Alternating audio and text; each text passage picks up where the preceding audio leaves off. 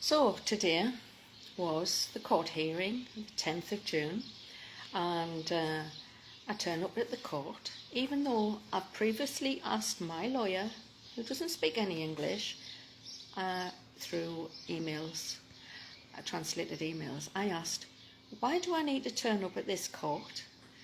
Because everything that she had said is, oh well, the judge is going to grant him possession, and there's no questions, there's nothing I can put forward. She even said that I would need to go to social services to get a report to send back to her to show my vulnerability. Number one, I didn't have an income, and number two, I haven't got another place to go to. So that's a vulnerability. Basically, so I follow her instructions. I go to social services, and when I get to social services, I'm sitting in the office and explain my situation, and the social worker then goes out of the office, comes back with 2 pieces of sticky yellow notes, and the 2 pieces of sticky yellow notes have on there that it is my lawyer who has to go to the court and request a report from social services, and then social services has to request a report. The court is basically then asked social services to get this report, but that didn't happen because obviously she asked me to get the report, so that didn't happen. A few days after I've been at social services, I go back again, tell them the situation I'm in. So I go back to the social services, tell them the situation I'm in, and I am told by social services that they would suspend the hearing, and that I would have until September in order to find another place to live. So what happened in the court? Then I go into the courtroom, and I'm sitting on a chair, and I have an interpreter sitting next to me, and my former partner is sitting on the chair, and he has interpreter. His lawyer's in Barcelona, so they buy a video link or an audio link, and then my lawyer, who is Spanish. So his lawyer says a few things in Spanish, my lawyer says a few things in Spanish, and then the judge shuffles a few papers, and then the court official stands up, and people start leaving the room. And I'm thinking, hold on a minute, what's happened? I haven't a clue what's happened. All of a sudden, it's finished. And I'm thinking, I was told this was a verbal hearing, and there wasn't any opportunity to speak. There wasn't any opportunity to say anything at all.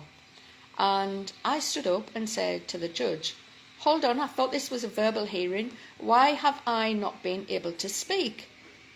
And I repeated myself a couple of times, and then he threatened me with the police. So then I went out of the room, I went downstairs, I gathered some thoughts, and then basically went up. I spoke to the interpreter. He told me the other side, the other party, had said they didn't have any questions. My lawyer said they didn't have any questions. So basically, I didn't really need to be there because it was already a foregone conclusion that they weren't going to listen to any of my evidence anywhere. So I've been silenced again, and I couldn't say anything about what happened, why he's pursued this through the courts, why. Because the Spanish law actually is in his favour.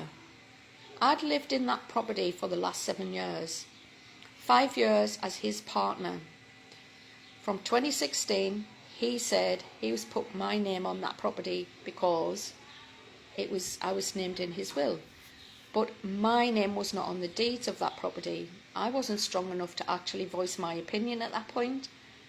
And it wasn't until the end of the relationship that I actually realised, when he terminated the relationship, that I was in a precarious position because I wasn't married and I wasn't registered with the local authorities as in a cohabiting relationship. which can be done in Spain. And so I was not entitled to any part of that property, and because of the man that he is, despite offering half of the proceeds of that property, I could not negotiate with him. I could not negotiate a gift, and basically he pursued me through the courts from October the 5th of 2020. So I've been living with this since then. I've tried to do my best to basically find who I am, what I want to do, and how to earn an income since then. And it's taken me a while to actually get to where I am, to be a little bit stronger than what I was, because I was not in a very good position at first. It took me 8 months to recover some of my confidence. Then it took me another further 6 months to start to do something and start to do some online marketing and things like that. Now I have just finished publishing my first book, self-published, because I had very little resources, only my ideas, my thoughts, and I basically wrote my book. And that book is called Post-Separation Abuse, Betrayal, Abandonment, What Type of Man? And if you search on Google for my author name, which is Loren Keeling, and Loren is Loren, which was the name that my father wanted to give me at birth, after Sophia Loren, and Keeling was my father's middle name, and that's why I've basically used that name as my author pen name. So if you put that into Google and search Loren Keeling, you'll find my book in digital platforms and also on Amazon in paperback and Kindle. Thank you for listening.